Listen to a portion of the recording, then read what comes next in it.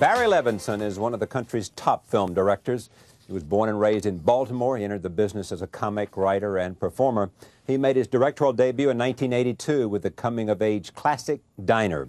It marked the first of his Baltimore films, which include Tin Men and Avalon.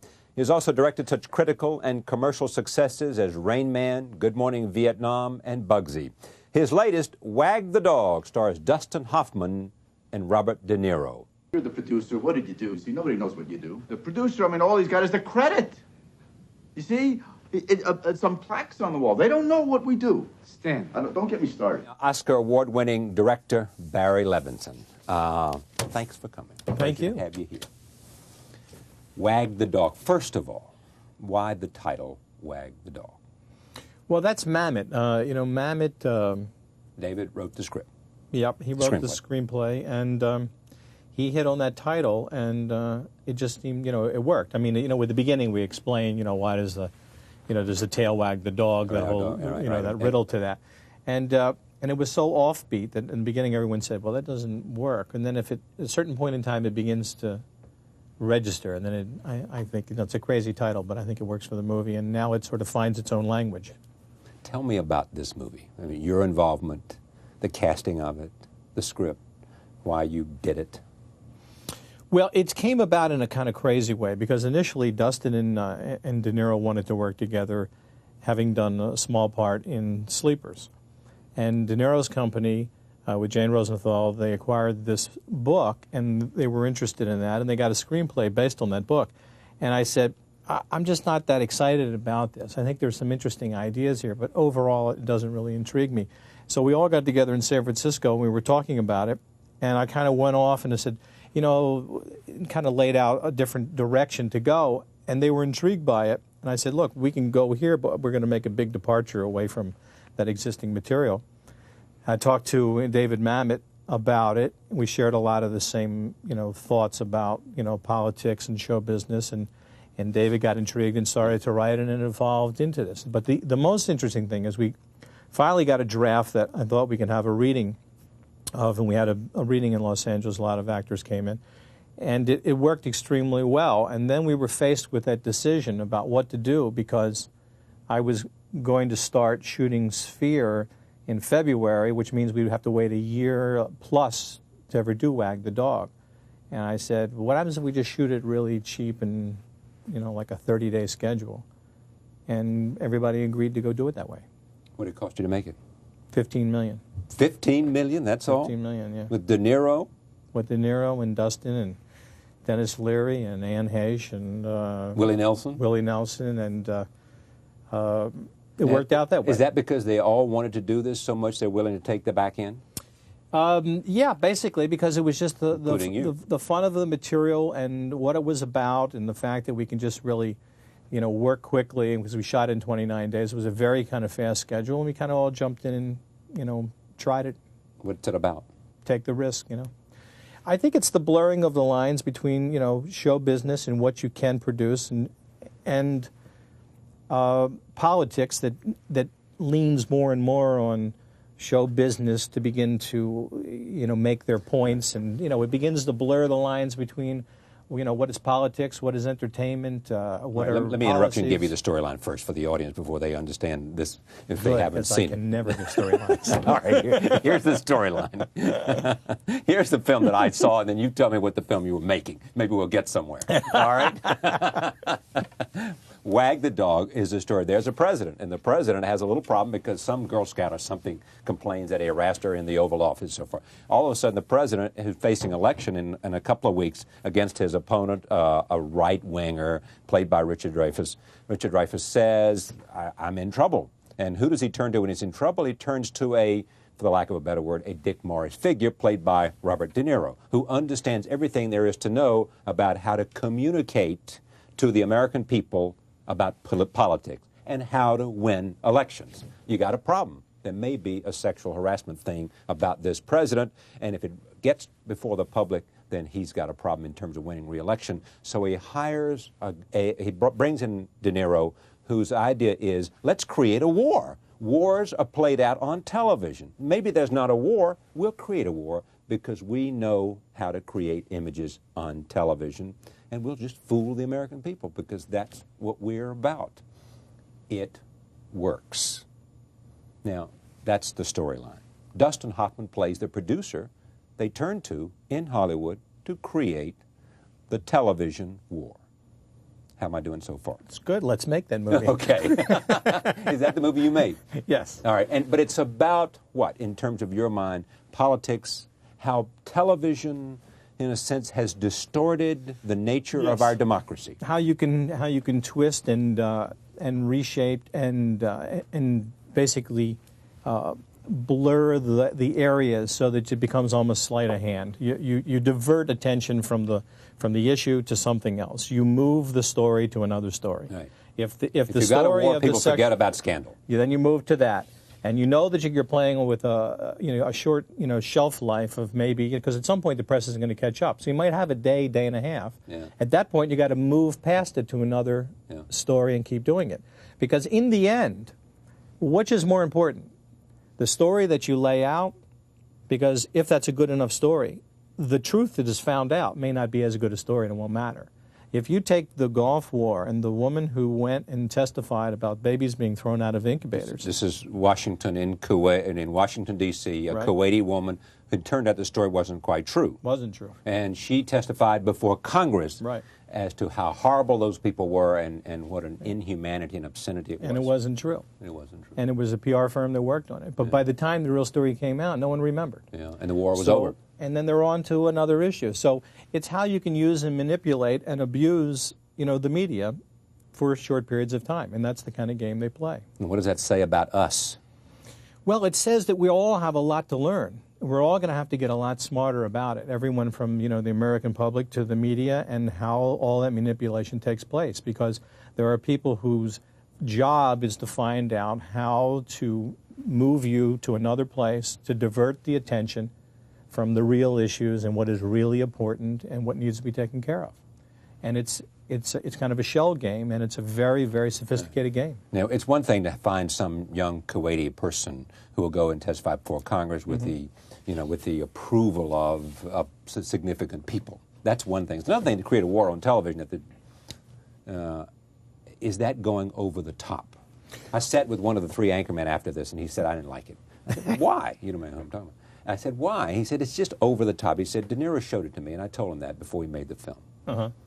Over the top, it's unbelievable. Couldn't happen. It makes us look more stupid than we are. Well, because I think he's extremely sensitive to the fact that you can. There's no question that you can fabricate videos that will be credible. Right. We're not trying to stand up and say this is the ultimate. This is an indictment of it all. I mean, it is a satire. But you can, with the technology, create videos that are so credible that they will have an enormous impact once they are put on television. Once they are found out to be fake, we may be past that point in time. There's no question that you can fake things. Can you do it for a long period of time? No. They only get away with it for about 4 or 5 hours on television in our movie. Before the CIA is already on, so spy satellites say this is not happening. That didn't happen, yeah. And then that story is dead, and then they moved on to the war hero story, and they keep moving it down the line. So I understand the sensitivity certainly to a news anchor, because it hits at a place that can be not always Tell me what satire is, in a sense. I mean, we know that you take the extreme to make a larger point. What else is it to you in terms of?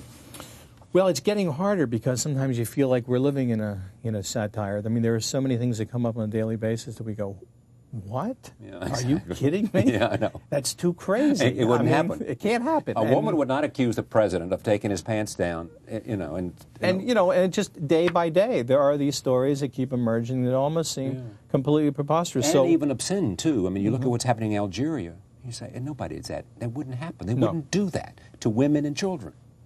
Same thing happened with ethnic cleansing in terms of the horror scale. Yeah. Things you think are absolutely beyond comprehension do in fact happen. And so what you do, if you're using, when you're playing with satire in a sense, is that you have to take something that is familiar enough to be able to twist it. Someone said, well, we know about some of these things. I said, of course we do. we have to know the game in order to make fun of what's taking place. You know, that's where satire works. You have to take that which we are familiar with, and then you kind of twist it and turn it on its head, and you expose us all for being, you know, less than, you know, terrific. Before I show the clip and we talk about the making of this movie, do you think, I mean, you think we're in trouble here in our society because of the capacity to do this, to fool the American people? Let me just make the point that the president, reelected, high in the polls, acknowledges that, and Dick Morris, who did, acknowledges that it was television commercials run early in the campaign that sewed up that election for them. Well, I think Not that they were unfair or unreal, right. but I think that we're talking about a greater phenomenon in a sense. We're never, I don't think any of us understand the impact of television on our society in the second half of the 20th century. It is a brand new invention that came into the house, and it has altered everything that it has touched. I don't even think we understand the ramifications of it, and the good and the bad of it. It's an enormous subject to try to figure out. That camera, you know, that presents information or entertainment, so can turn and twist us around. It's very hard to figure out. Is a side to it. One day I was watching an old rerun of Groucho Marx show, and, you know, the quiz show, and they had someone coming on, and you can see how uncomfortable they are. They go, "Yes, Groucho, we're here from so-and-so," and he'll make a joke and they get a laugh, and they kind of look around and they're extremely uncomfortable. yeah. That doesn't exist now. Everybody's got a TV savvy about them. That's right. Right? You say, well, look, it just got learned. Somehow we just absorbed that. So it's what this phenomenon is something that I think we've just begun to scratch the surface. And it might be dangerous. In some ways, and in terms positive. of a democracy, in terms of... Yes. I think there is a real downside to it because we're reacting instantaneously to events and we're not getting an overview. We're getting piecemeal information, and we have like to hit the switch right away rather than taking in the full context of what it means. Commercially, you did well your first weekend, yes? In small towns and in conservative communities, this film played well. When I saw you at a screening before I went away for the Christmas break, you were worried. What were you worried about?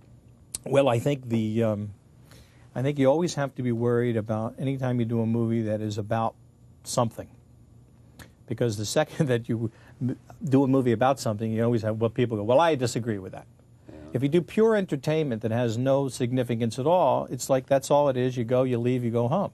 So I wasn't sure, you know, how accepted we would be. As it turned out, we got great acceptance, and we've played towns very far out of New York and L.A. and Chicago, and they laugh probably harder than, say, the screening that you attended in New York. They get bigger laughs out of it. Now, the question is, does that mean that the American public are actually more cynical because they have now come to realize, in a sense, all of the things that have taken place? I don't know how to register it, but it's very nice that they have a good understanding. I think it means they're smarter than too many people in Hollywood and New York think they are. Yeah. That's what it means.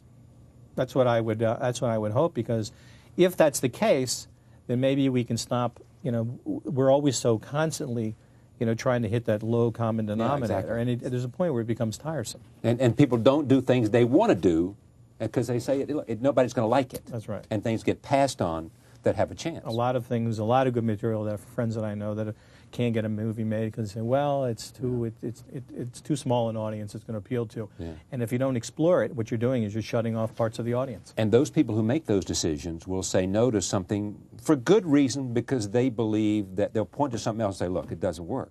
And probably the reason it didn't work in the first place, the point that they use as an example, because it wasn't done well, not because it was a serious subject. Would you take that? Yes, I would agree. I think that the audience out there is hungry for a lot more diversity than they're being fed right now. Having said all that we say, this is a funny movie, written by David Mamet, with especially Dustin Hoffman. Roll tape. Here's a clip again. Would you vote for that person based on that commercial? You know I don't vote. Why don't you vote? Last time I voted that one time, Major League Baseball, when they started the fans voting thing, and I voted for Boo Powell for first base. He didn't get in, and it just disappointed me. It stayed with me. It's futile. That was it. You've never voted for president? No. Do you vote? No. I always vote for the Academy Awards.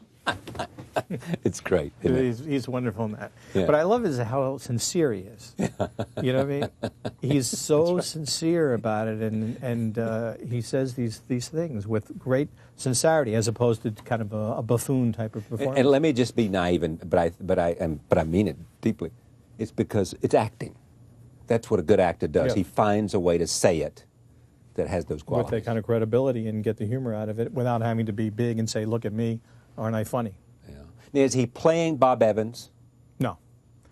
Everybody believes he is. I think they all like say it. You know what the funny part of it is? Bob Evans is a famous producer Yeah. who thought like this, evidently. I don't know what he thought. I mean, I don't really know him, and Mamet doesn't know him, and Mamet wrote the screenplay. Hoffman knows him. He's the one who created the character. Come on. Yeah, but he doesn't. You know what the funny thing is? It's too. I put it this way: it's like you're making a movie with bigger issues than trying to be Bob Evans. In 100 years, Well, you're not going to can't. convince me this is not Bob Evans. No, it's not. In fact, I said to him one time, to Dustin when we were talking about it, in terms of this guy has to have extremely fast rhythms about him and the way he talks and moves. And I don't know Evans well. I saw him on one of the talk shows. Yeah. Was it with you? Yes. And he has a much different rhythm of speaking, and it's much slower and it's more halting and whatever. We would never be able to make that work. Yeah, but the point is the denial. It's the attitude that we're talking about, I think. I mean, it's not just the way he speaks. It's the attitude and what he says when he gets it out. It's not the rhythm of the speech. Yeah, but I mean, I could give you probably 10 examples of producers that you don't know as well that all have that kind of sensibility. Yeah, right. They all have this incredible thing of that all things are possible. Yeah, They all have to. Because they're salesmen. That's what they are. They're saying, we're going to do this thing, and they create this, and they get people excited to go ahead and get involved. That and they have the sensibility that says it's more important to vote for the Academy Awards, and they're more important than voting for president, too. Yeah, yes? Yeah, they I mean, have the that. life is about that community. It is about them as well. Yeah. And that's why Bob Evans can say, it's me. And this is what I say. Even if we say that, It's not you. It's not We you. didn't know you. And it's part of like the WAG whole thing, because no matter how much we deny it, we can't convince anyone of that. Well, because there's also evidently some famous video in which Dustin does a parody of Evans from 20 years ago. That's right. And then he asked the question, and who sent out that video to let everyone know that? Who sent Could it have been Bob Evans? Because I made the movie with Dustin, and he never told me about it, and no one of us knew about it until we saw this article that was written about it. And I asked Dustin, I said, "What?" And he went, "Oh my God, that's like years ago." And who sent it out? Well, I mean, you'd have to go back to the source. And? I don't know. Maybe it could be Bob Evans who sent it out, said, "Look, here it is," and then denies it all. I have no idea, to be honest. All right. Let's roll another tape. Wag the Dog is the film. We had a war, we forgot the hero. You can't have a war and not have a hero. It's like we sent him the Christmas card and we left out the, what do you call it? Fruitcake. There you go. It's great. It is great. I mean, you laugh, and you've seen it 100 I've seen it 100 times. times. He makes me laugh, and I love the way Dennis feeds him the line and that. Yeah, I He's do taking too. off his shoe and all that. I mean, I had a terrific time doing it. I think we all enjoyed it, and the fact that we had to do it in such a different fashion, shooting so quickly, and they had so many lines to learn, and pages per day or whatever. yeah. But it was a great experience, and I'm still amused when I watch it. I am too. I mean, I'm I saw glad it that once. you are. That's okay. Well, I'm from the South. I mean, I'm one of those places you didn't know it play well. That's what's terrific. De Niro. Yes. Hoffman's the star of this film, yes? It's it's his movie. It's Dustin's movie. It's the showier role of the two, but I think what happens is that Bob, who has to works in a different fashion because it's the quiet, introspective guy who's really moving everything around all the time. I think if you really examined it carefully, you would realize how good a performance that is. It's like when Dustin did in Rain Man and got all the attention. And now I hear from a lot of people say, Tom Cruise was really terrific in that. And I think the same thing applies, because one is the showier role, but if you look what Bob has to constantly do to make it all hang together, because he really has to center the movie. Tell me about Rain Man and Cruise and Hoffman in that film. I'll come back to Wag the Dog. The performances you got out of them and what you had to do. This is a film that if you described it to some executive and said it's going to make $500 million or whatever it ended up making, he would have said, Impossible. Impossible. Yeah. Tell me the story again. It's about, you know. Yeah. No, it wouldn't have, on face value, look, we didn't even do that well. We opened up at a $6 million weekend. Yeah. You know, when you think of movies doing $40 million weekends, we did $6 million to open, you know, and ended up doing $175 million domestic and $230 million foreign or whatever it was. Yeah, and then you had video and the rest of it. But it worked. It kind of got in there and it worked on a certain level, and it was just those two guys on the road. Is this the kind of movie you really like to make? I mean, you look at Dinah, you look at Rain Man, you look at Good Morning Vietnam, you look at this. What do they have in common? Characters, strong characters. You know, you don't always have to identify with them completely, but I think you can appreciate, you know, what they are. I think there's that thing that somehow an audience connects to, and there's a looseness about it. I mean, it's got to be a little open-ended. I mean, we did a lot of improvisational stuff in Rain Man, where we made up a lot of segments on the road. When he was in the motel and he wouldn't go out, it was all made up, you know, improv stuff that was, you know, put together, you know, a certain fashion. But to let the actors have the freedom and let that role really grow as we were literally crossing the country. Roll tape, Rain Man, Dustin Hoffman, Tom Cruise. Now, when you dance, you can't watch my feet the whole time, so you're going to have to look up. And when I tell you to, I want you to just look up, real slow, just keep moving. Mr. Levinson, you know about you, you sit and watch these movies as I play them back, and you're in love with movies. I do like movies. I mean, you sat there as if you had just seen it for the first time. Yeah, well, I haven't seen it in years, actually. I almost never watch the movie once I finish it. Really? No, because it's done, and what can you do except sit and watch? So I never and do worry it about to the be things you didn't entertained do. by it. Yeah. So. I know. You can't be entertained by it because you're so concerned with excellence. And doing the best you can. And you're doing with the work you're doing, so you watch in terms of how to fix the movie as you go along. Once it's done, it's done. You love the collaboration of the movie business? Yeah.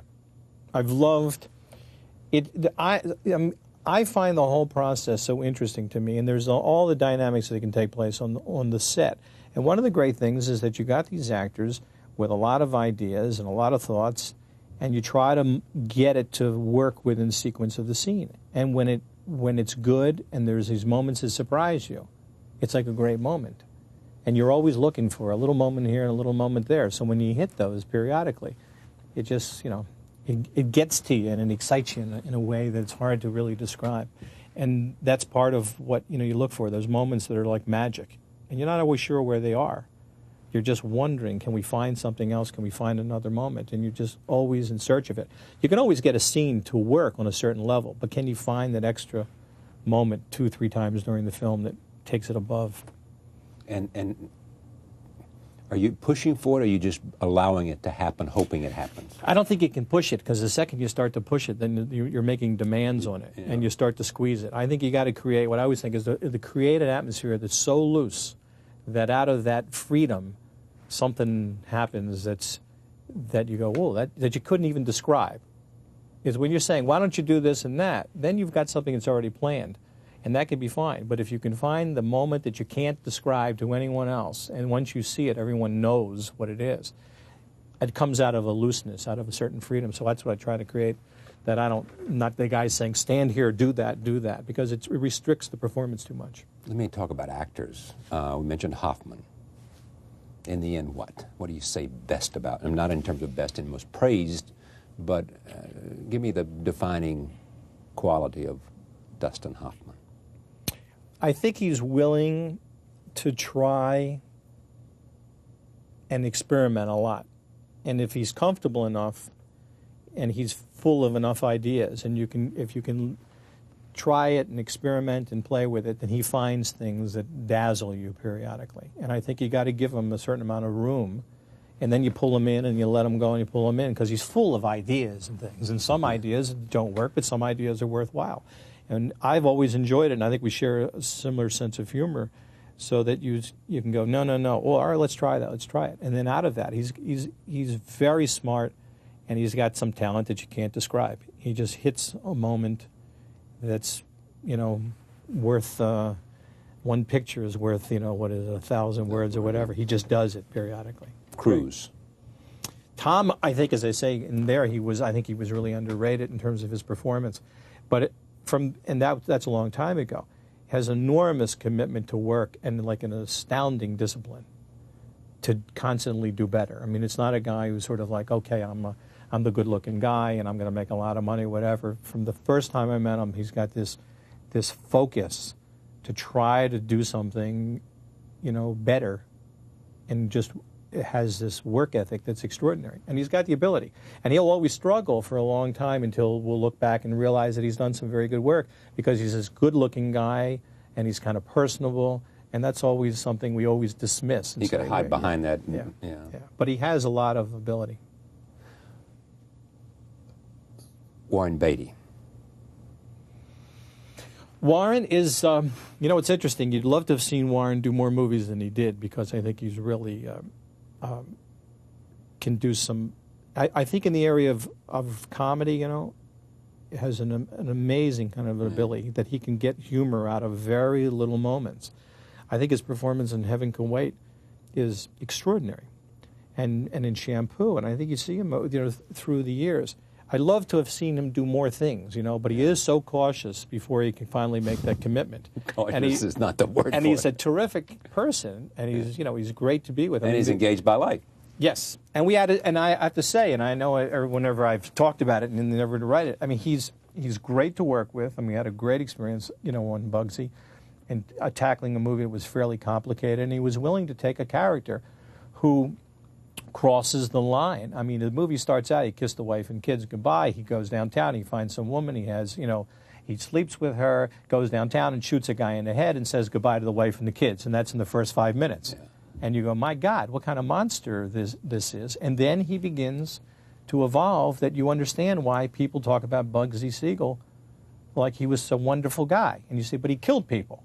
And that contradiction, that duality makes for an interesting, you know, character. Frightening on one hand, and yet people say, he was terrific. Yeah, he was a wonderful guy. But he was willing to take those moments that I think in Bugsy show an incredible, frightening human being periodically. And I think Warren stepped up to that, and I think he was really And De Niro? great. And De Niro is, you know, I've had the fortune, now it's 2 movies in a row. Sleepers and now this. Sleepers and this. And he's, he always will get his attention in that other area where he's, you know, when he's worked in Raging Bull, which is one of the great performances, and in Goodfellas, etc. But when in some of these other roles that he's done in such subtlety, I think if you really watch the work, it is amazing what he gets to in a way that surprises you. He has a humorous side. If you think of him in Brazil, he created a character that if you watch it, you go, my God, this is really interesting work. You know, he doesn't always get the credit in those other areas, but terrific, you know, character. Much more internal in trying to figure things out, and when you talk about it, you know, because he's much quieter and everything else. But he really has a quality that you can just let the camera sit on it and know that this mind is working and trying to think of things, and you see it. It's that the simplicity of the work that comes out on film. People talk about him. I don't know him, but I mean, I met him, but I don't know him. That he's as good as we've got as an actor.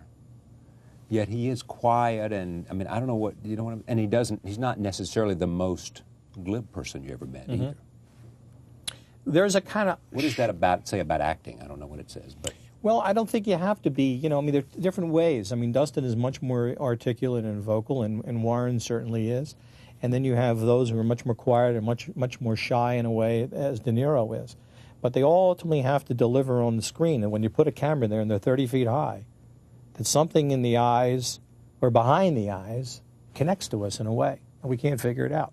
I just saw Spencer Tracy the other day in some old movie, and you see him, you know, other actors, they don't, you know, they look like they're in a movie from the 30s, and he looks like he's in a modern movie that was made today. Yeah. There's something about him, and you can't explain Spencer Tracy, that he just works. There's something about that. And I don't think you can't even teach it. You can refine moments, you can have better moments, but whatever that is, that some people have that ability that you know, that comes through the screen that makes it work. You can have a career without it, but you'll never be great right. unless you have it. Yeah. And you can see it, and you can spot it. You can see it in a young actor. You can see it in a young actor. Sometimes you can't see it in meeting the person. Sometimes you have to actually, you know, they live on screen. It takes somebody who's a young actor coming into his own, like Billy Crudup. You see it? Well, we use them in Sleepers. I use them in know you Sleepers. did. That's why I brought it up. I saw him on videotape. Yeah. You know, because he was with a group of actors, and I hadn't had a chance to meet him yet, so I happened to see it on the videotape. And the second I saw him on videotape, I thought, well, this guy is really fascinating. But was it the eyes and all of that? I don't know what it is. But something you can watch 50 people and you'll see one, and all of a sudden you kind of look and you go, what is that all? It's something to get you. Now, can most people do that, or is that what good directors can do? In terms of spotting it? Spotting it. I think you have to have. I think you have to have an eye for who can work, you know, who can do something. Not only what they can do when they come in and meet you, but that they can be even that much better when you're on the floor doing it. Some people can only do it there at the table, and that's as good as they're going to get. And others, once they get onto the floor, are going to suddenly shine. You ever had an actor come in and do a bad job, and you say, "I'll take him. I think he can deliver"? Yeah, I've had, yes, because I think sometimes you just know it, even though they can't do the performance in the audition. But you can sense enough that you can have confidence and use them. I used, well, there's a number of them, but I'll never forget when Paul Reiser came in. Yeah. And Paul Reiser, who only was with a friend, he wasn't even, you know, coming in to read. And so someone said, "Why don't you read him?" And he couldn't read at all. Yeah. He couldn't do anything. But I cast him in the movie, and literally I'd give him lines before the scene, the idea to work on, and let him do that. And just in terms of developing his kind of character, you know, what he's really kind of evolved into with his, you know, television show. Some actors can give you a performance, but it'll always be the same performance. And it will never surprise you, and it'll never get better than that moment. And others will do it in another way, and it's the unexplained. And what difference can you make in getting it out of them? Well, what you try to do is create the atmosphere that they're comfortable enough, because if an actor is inhibited, it kind of shuts down, and then they're just really trying to get the lines out. And when there's that moment, you know, other things happen. I mean, like suddenly they're going to talk and they stop and then they say the line, and all of a sudden that moment, that moment that seems slightly inarticulate becomes very engaging to us, as if they're struggling with the words. Now, they may have been struggling with the dialogue. It won't make any difference. But the fact is, how do they communicate to that other person? What do they say, or what don't they say? That happens. And that's none of us can tell what that's all about, but we can see it, and a lot of directors can say, yeah, that person's got that. You know what amazes me about this? It's very much like sports in the following way.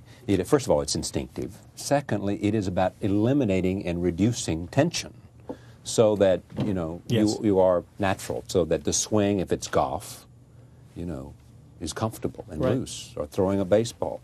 All of that, which is performance, in part kinetic performance, works best if you eliminate all those things that get in the way of naturalness. Right.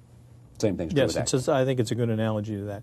And you'll see sometimes, like a pitcher in the first inning or two, they haven't gotten settled in. They haven't found that, you know, that groove, that zone, whatever you want to call it, and then they get there and they shine. Yeah, that's the reason in the first moments of a big game, frequently people miss shots if it's basketball, because they haven't. Same thing with performers who come out, you know, entertainers that go onto the stage, and for a minute or two they haven't quite got it together yet, and then all of a sudden they hit it and they go, and sometimes they don't. Sometimes there are those who are just mechanical. They can do certain things, but they never take you to another place. Yeah. I can see it in interviews constantly.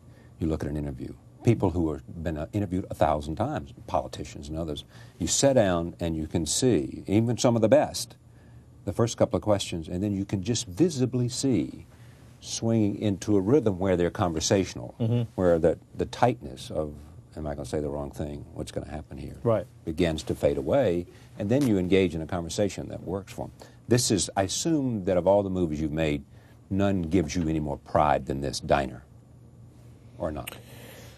Well, it's the first movie, so it stands for that alone, and it certainly has a life.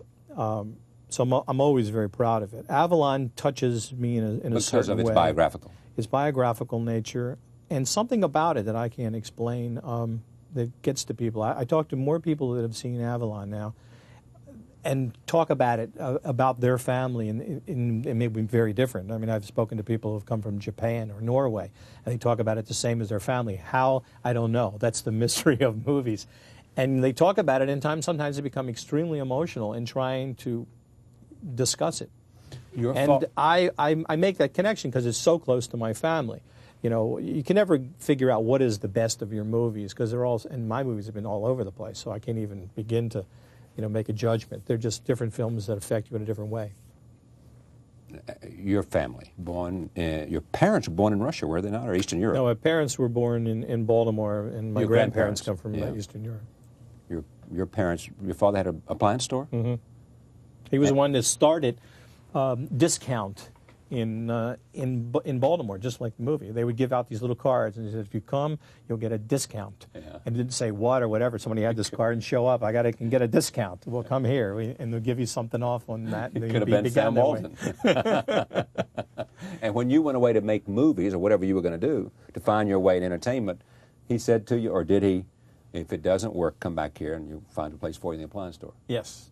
But my big ambition in life was not to work in the appliance store. That was my big ambition. My father was like a true businessman because when I first started writing and I wasn't selling anything, and he said, so what's going on? I said, I'm not selling anything. He said, well, at least you've got inventory. That's great. You've got product you can sell if it ever catches on. And later on, a couple years later, and I had sold a bunch of things, he said, how you doing? I said, I'm selling everything. He says, you got no inventory? A real businessman. What was the first break? First break was a show called Loman and Barkley that I did in Los Angeles in 1969. First show I did. As a writer? I was a writer and became a writer-performer on it. And worked with Craig Nelson, who was in Coach, and because we were in acting school together. And then we got a job working on that show, and we wrote and performed every week. Did it for a year. And that was the beginning. And then you two had a collaboration there for a while, didn't you? We worked together. We played local clubs in L.A., and then we did some variety shows, and then Craig wanted to concentrate on acting. And I started to focus more on writing, and then eventually the big break probably is when I did Carol Burnett Show, in terms of that was like an established show, and I was one of the writers on that. Where they paid serious money. Yes. Because actually, Loman and Barkley, I think we got paid, I think it was $125 a week, you know, which was like, you know, this is terrific, you know, that. But that was the first real job was Burnett. And what happened after that? From that, I got involved with Mel Brooks and did 2 films with him, Silent Movie and High Anxiety. And as a writer? As a writer, although I played a little part in High Anxiety as a demented bellhop and the kind of the psycho takeoff, you know. He was here the other night. He is still uproariously funny. He is. Doing 2,000-Year-Old Man. You know, I mean, it's amazing. Yeah. He can take any line you feed him and run with it. He is a wild man. To sit and talk with him has been some of the great times that I've had in my life. Just he'll go on about some things. He's I really love the man. And for 3 years I wrote with him, and I was able to be on the set when he was shooting, and that was really in a sense the great apprenticeship for me, because in watching him work on a day-to-day basis, I got a chance to understand film. And so then I began to think, well, what happens if the camera's over here rather than there? And what happens if he did this? And that was the beginning of me beginning to think, how would I do it? Yeah. And so I really think of it as a great apprenticeship. Thinking of that, Robin Williams, Good Morning Vietnam. How do you define him? Well, you can't. I mean, he is... First of all, he's one of the sweetest people that you'll ever meet. You know, I mean, he's got an enormous heart and incredibly compassionate, and an astounding mind. You know, he is so funny. And we had an interesting time because he would learn with the Vietnamese. He began to learn the language so he could talk to them. I mean, he really desperately wanted to understand them, and he would hang around with them when we weren't shooting to know more about them. You know. And then I think that you see their relationship to him in the movie is really their relationship to Robin. And we had some great things that took place. He's the most improvisational guy there is alive in show business. Yeah. We did a lot of, what's so funny is we did a lot of improvisational on the radio thing, which is, you know, only makes up probably about 12 minutes of the movie, but we were shooting so much stuff. And then it was a little bit like kind of Sandlot football, because we would do one take and I'd come in and said, you know, the thing about that is kind of interesting, but I wonder if we can do something about this, and how about a little thing here, and all right. Then I'd run back and then we would shoot it, and he would do all that, and he would have these incredible moments. But we worked so fast that when we finally left and he called me up, he said, listen, do you think any of that stuff is going to work at all, any of that radio stuff? You know, I said, Robin, I think we got more than we're going to. He says, really? Because if it doesn't, maybe we can build another thing. I'll pay for it, you know what I mean, so we can shoot. Because he couldn't remember what he had done, and he was just all off the top of his head for that section of the film. Does that come from the fact that his work on the street? I think it comes from, you know... Just talent. Yeah, I mean, there's a few guys that can work that way. I mean, Jonathan Winters, you know, in a generation before, who was just, you know, you give him a glass and he can do 3.5 minutes on water and whatever and turn it into glass. You know, they have that mind that can, you know, free fall all over the place and go through who knows what. And they are a different kind of breed. What was interesting in terms of, you know, Robin is that he has that ability, but he was able to kind of, you know, hold it in and had the discipline that he can do scenes and talk to people and be, you know, a credible character as opposed to some guy who can just be funny. He finally learned to listen, you know, to another actor and deal with all those moments and to relax well enough, you know, which has to be part of acting as well. You can't always be doing all that. You got to be relaxed in a way that you're allowing for this interplay to take place. And once he got those elements in line, then he was really off to the races. Who do you want to work with you haven't worked with? I mean, do you have conversations with people and say, look, as Hoffman did with De Niro in terms of looking for a product where they could work together? I think there's probably, you know, an endless number of people. I mean, people that, you know, were coming up, you know, new actors and actors that have been around. I mean, there's just so many. I mean, there is so much talent out there in a way that you're always wondering, what would it be like if I can work with, you know, this person? I wonder if this, you know, it's too open-ended to probably answer. Are there a lot more actors and actresses that, you know what I mean? I mean, when I think of people I want to talk to you about, I think more of actors than I do of actresses. Mm-hmm. I think that's true. Say? I think what it says is, especially today, I think it's extremely difficult for women because so much of movies today have become action-oriented pieces that are like hardware films and not about, you know, people. So the women have had less meaty roles, you know, than the men. And of course, a lot of the men aren't doing roles that are really meaty. They're just in these, you know, these kind of mechanical devices that are put out there with people running in front of fireballs all the time. And so if you go back to the 30s and the 40s and into the 50s, the women had, you know, some, you know, great defining roles. And that has been lost, I think, in this generation of film that is so devoid of relationships, etc., that it's become just action heroes. And I think that's made it very difficult for women to find some good roles. Has Barry Levinson gone to Warner's, Fox, Paramount, and said, I want to do this, and they turned you down? In terms of a film? Yeah. In other words, when you come up with a product, do they say, Levinson has delivered, let him go? Do it. I've been fortunate. I think that most of the films I wanted to do, I've done. And then now, that's the one side. The other side is, having made the movie, the distribution side has been extremely reluctant with some of the movies, you know, once they're done, because they don't fit. Like what?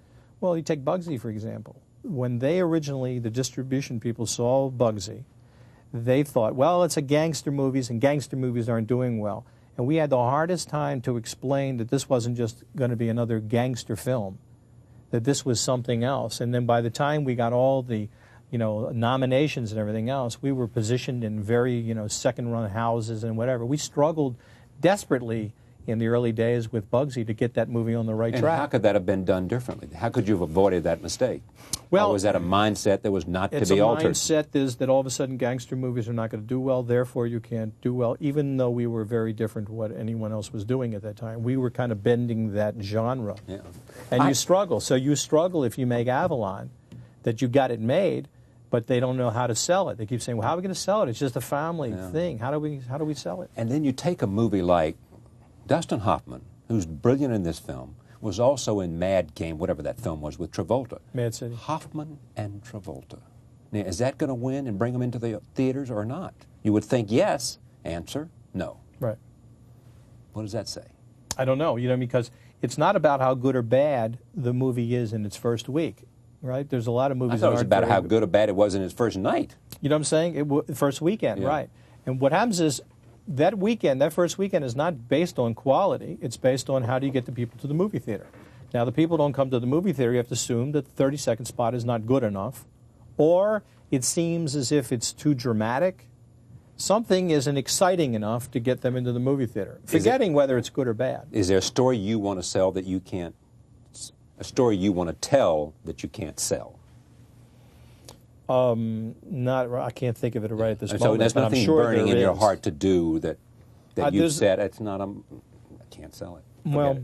They I'm won't sure buy there it. will be. I'm Yeah. sure there will be. I mean, I've always sort of struggled of working at studios and doing conventional studio You movies. seem to have struggled to sort of push the envelope somehow. Yeah. To say, I want to test this. What does that say? Well, I mean, it's an odd place that I've been in, that I've kind of been in clashing with the studio and yet working at a studio. Right. And sometimes you can win and you lose with them. Who's informed you most as a director? Who has, if you look at who you are and what you do, and you got to go and give credit, who are you going to give credit to? In terms of an influence? Influence, whether it's somebody you read about, somebody that you talked to, somebody that you had a hands-on experience with.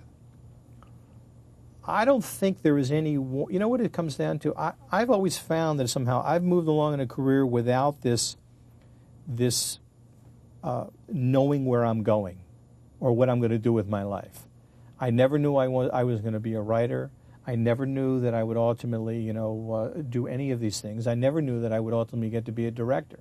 None of those things were in this plan. I kind of meandered along and came to these things through different odd circumstances, working in television and evolving into film. And I don't know that I've been influenced by as much as the fact that I am so fascinated by characters and stories, and they come to me in a way that you finally try to write it or read it and you want to get it made because there's a way you see it. So I can be in awe of, say, John Ford as a director and say this man was truly brilliant, and you can watch movie after movie and see what he did. But I could never apply anything that John Ford did to what I do because the second I read something, I have an image in my head about the way it ought to go. And so I can't utilize. I mean, I talked to some directors and said, well, I love that shot when Ford did the thing, he came around, blah, blah, blah, when Kubrick did the thing, and they use it and they understand it. I don't know how to do it. Yeah. I can admire it, but I don't know how to apply it to what I do. Yeah. So, I mean, I think you look at certain people and as giants. I mean, there's no question that Orson Welles was an extraordinary talent, whether it was in Citizen Kane, or whether you look at The Magnificent Ambersons, which is like, a movie that's been cut up, has moments in it that are so astounding. You say that this guy, must have come to Earth, from some other place, who had a different mindset. Yeah. And the way he orchestrated sound and the way he moved his camera. He was a brilliant, director in all ways. I could admire it. I could never be able to, say, all right, I'm going to borrow, I'm going to use. I can't do any of that. So there's this great talents out there that I can only sit back as an audience and enjoy. What's your biggest disappointment? Biggest disappointment? Well, there's always a bunch of things that you don't think you ever, I think that probably Toys for me was the biggest, because I was really pushing to try to do an absurdist, surrealistic comedy that was like, people living in a box that was a house that opened up, it was just a complete otherworldly experience. And I think that got caught in a thing where the people who were at the studio left, and then the people who were there so despised it, and it never quite had a chance to see the light of day. And then the reaction to it was so crazed in a way that I never understood it. I remember when Vincent Canby said that it included a decapitation sequence, and I went, gee, the woman's head pops off. She's a doll. She's got springs in her neck. It's a doll, a decapitation sequence. Yeah. So I'm saying, well, what did I do here? I mean, I know I was pushing the envelope to try to do something we've not seen in American film, but I didn't know that there people were, in that area when they get so angry about it. At best, you can say, well, it was a nice attempt. It didn't quite work. But So that would be the biggest, I think, disappointment. On the other hand, you can't run away from trying and gambling, because then you begin to inhibit yourself, and then you shut your system down and you keep looking for what's going to work. And you never know that. You got to go on your gut. What do I like? What makes me laugh? What makes me cry? What pulls me in? What makes me want to take this journey and then bring other people into it? And the second you start to guess it and figure it out and work the odds of it all, then you destroy it. So you would not have made Wag the Dog at the beginning when you first saw it because it didn't touch you, give anything to you, yet when you began to work with it and say, well, if we could go this way, it spoke to you and you wanted to do it. You're talking about the original, when reading the original screenplay and book. Yeah, because I didn't see enough that got me motivated enough to make that commitment. And then finally, when we evolved to the script, that David did, then you can get all excited about all of the ideas and the characters you're going to play with. And then you take that shot. You say, okay, politics and Hollywood, is that big commercial stuff? I don't know. It makes me laugh, and you say, and it's amusing and it's about something. You got to go for it and you see what happens. Barry Levinson, thank you very much. Pleasure. Thank you. Enjoyed it. Terrific. Thanks for coming. The film is Wag the Dog, opens this past weekend at local theaters in a number of markets around the country this coming weekend. Thank you for joining us for the hour. We'll see you tomorrow night.